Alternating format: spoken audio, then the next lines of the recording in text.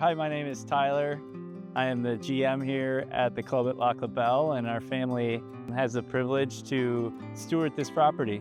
My name's Craig Haltom. I'm the golf course designer for the project and builder.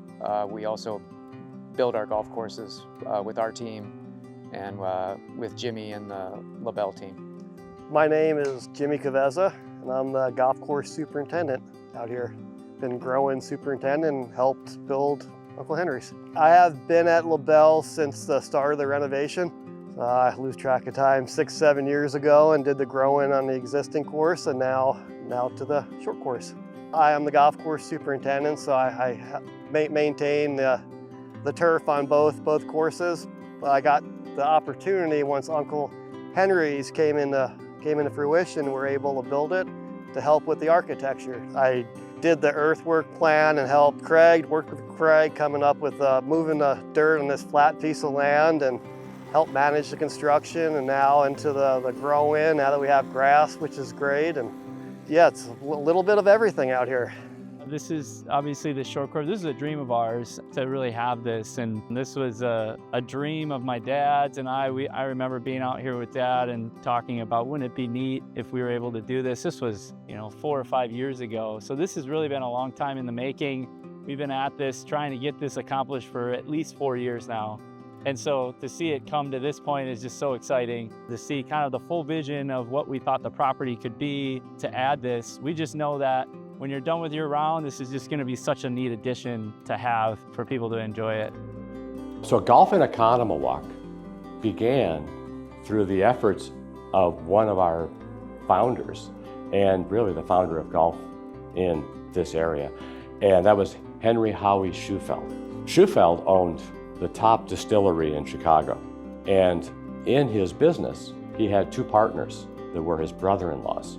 And these were Egan boys. Now, he married Emmeline Egan, and so his brother-in-laws he brought into the business. At the time, they were late teens, early 20s, and they entered into what was then known as the rough and tumble liquor business in Chicago. This distillery was successful beyond all measure, and when Schufeld came to Oconomowoc, he brought with him a bug. He was bitten by the golf bug, and in his property on Lac La Belle, he built a golf course in 1895 as golf was beginning to become popular.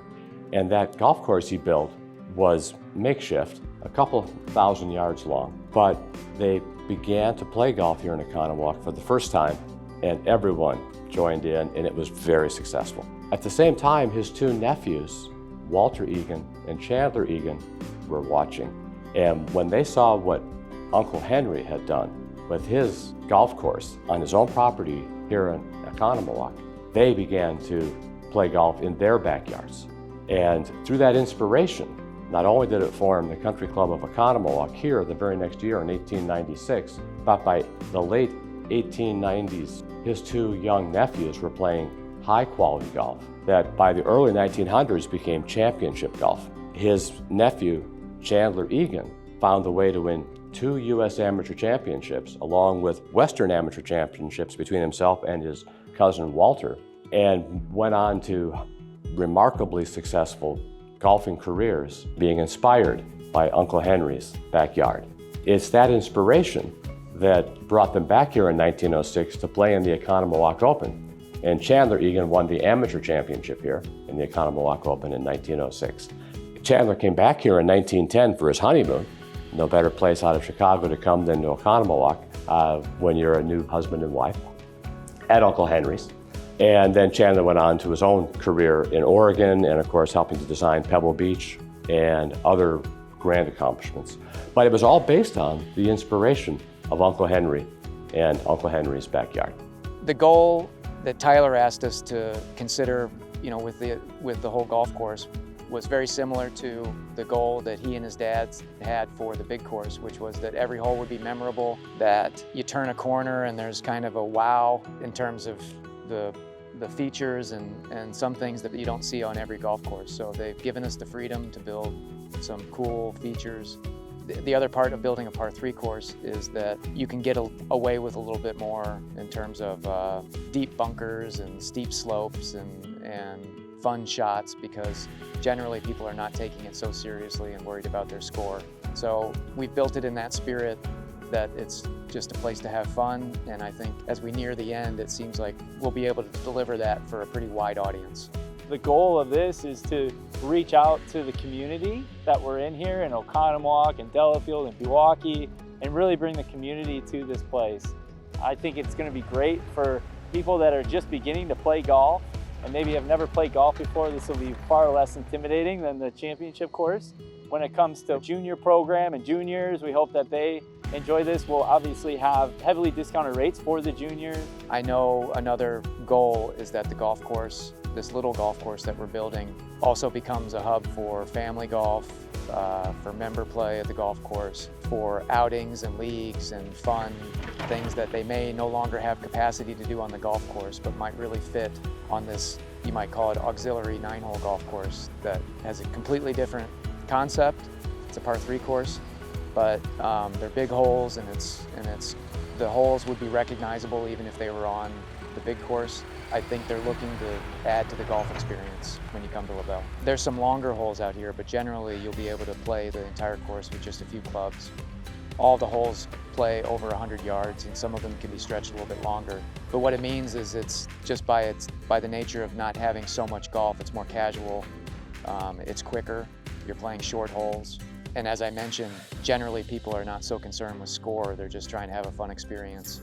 Relative to the big course, you're probably playing it before or after you've played the regular course. So the design process was interesting. We actually spent a good amount of the winter designing the golf course into a video game. Jimmy, our superintendent, spent a significant amount of time figuring out what did we want this to be. So we kind of knew where our grades were going to be, how we wanted it. There's pretty dramatic elevation changes for a small amount of land that we have here, and that was all created in the video game. And then once we got into the design, you know, you make small tweaks and different things to make it. I feel like it's turned out far better than what we thought it was going to be.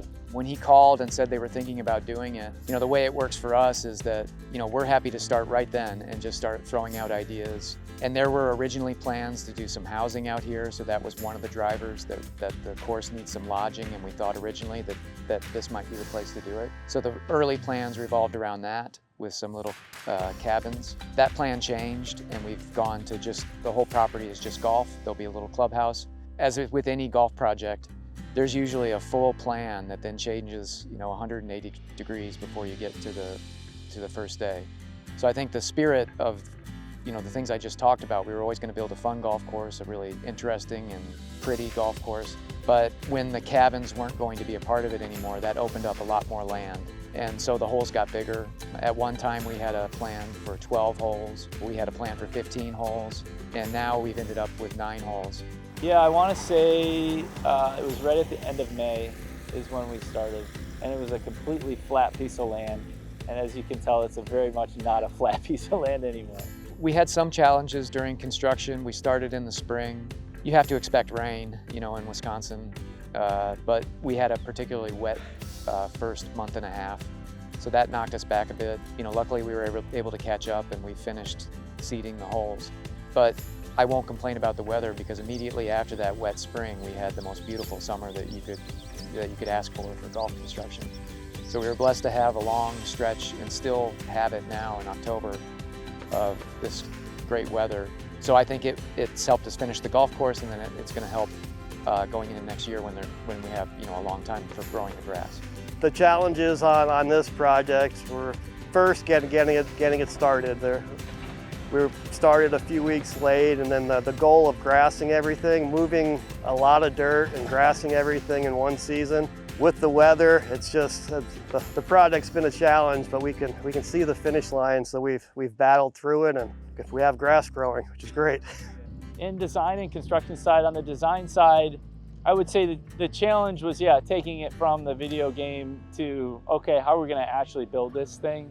But you know, one thing I've learned, and Jimmy and Craig could probably speak to this more, is you're constantly pivoting when it comes to designing a course. It's never a straight line. You're pivoting, you're finding out what works, what doesn't, and then deciding on the design and that sort of thing. But I would say this was far less challenging than when we built the championship course, because we had a better idea of what it was going to be like going into it.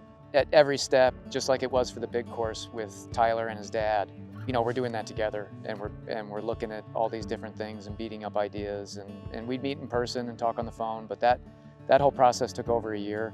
And Jimmy, I should mention, was maybe the biggest driver of the design at that stage, because he was coming out and looking at it and coming up with great ideas.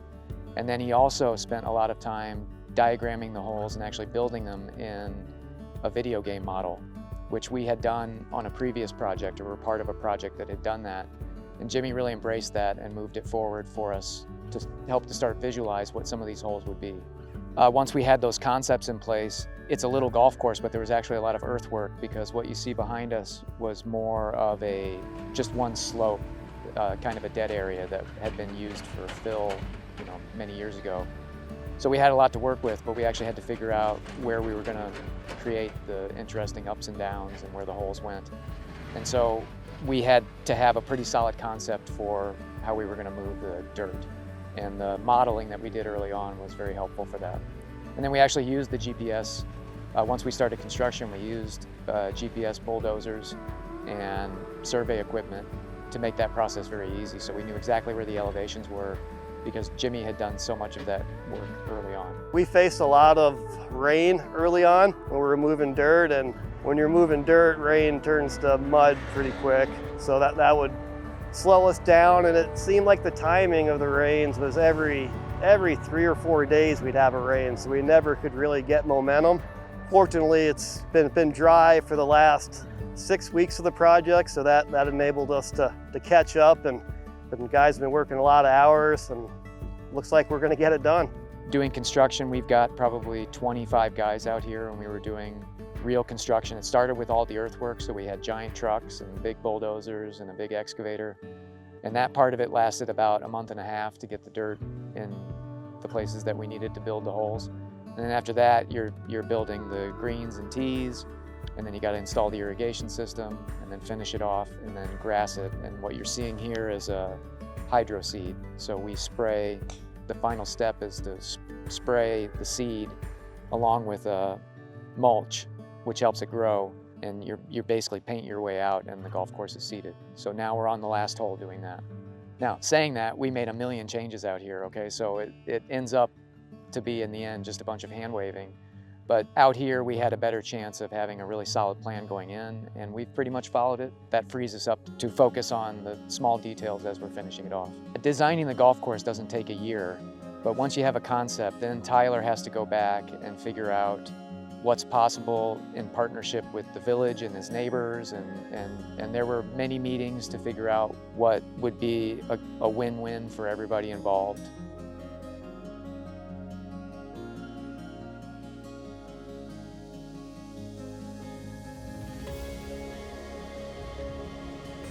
What we're trying to do here is to create a fun environment for people to experience Uncle Henry's backyard.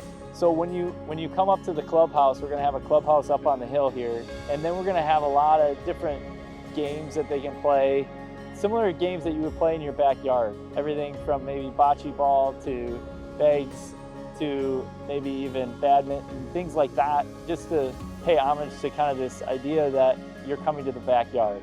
We've really created something at the club at Lac La Belle, more of that relaxed feel. We want people to feel welcomed here, feel at home here. So similar to that, but maybe even more on the relaxed side here. The clubhouse will be right behind 9 Green on top of the hill. It'll be our highest point with great views of the golf course. We'll be able to see number 1 green on the existing course and 2, and just see the whole property tied in.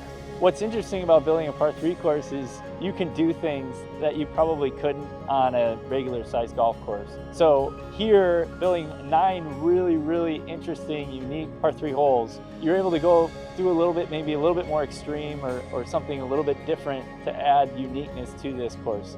We did things out here that you would probably never do on a regular 18-hole golf course. I think it's going to make it a lot more fun and interesting and certainly unique. I believe that this is going to be a place where people will come out and they will be in shock, probably, of what we're able to do but still in the idea of keeping it fun and not Mickey Mouse.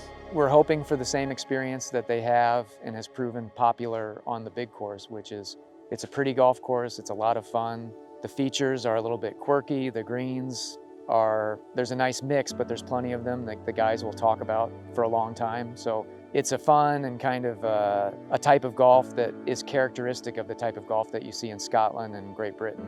You're trying to create different types of shots, low shots, high shots. You're paying attention to the areas around the greens because you want the recovery shots to be a lot of fun and interesting. So I think we've imported most of the ideas that have worked on the big course. It has its own look and way of playing, and if anything, we turn the dial up a little bit on the features around the greens. The greens themselves are actually probably flatter than the big course greens. But the thought out here is that it's a par 3 course. If you've hit the green, that's the idea. And so people will have a chance to make a putt. And we also want this course to be completely accessible to beginners and families. And since that's a big part of the concept here, that lends itself to the greens that are a little quieter than the ones that we have on the big course. The Morses always wanted to give back to the kids and promote golf. And since we built the big course, there was always talk of a short course to get the youth involved and exposure to the game, and they were just always really excited about this, and finally came to fruition and we got to build it. My wife Katrina and Nikki and Jason and my mom, we really see ourselves as stewards, and hopefully, we leave it in a better spot than how we found it, and really the goal is this place has been around since 1896, and hopefully this thing's around in, what would it be, 2196, so that's really our goal, is to leave it better than we found it.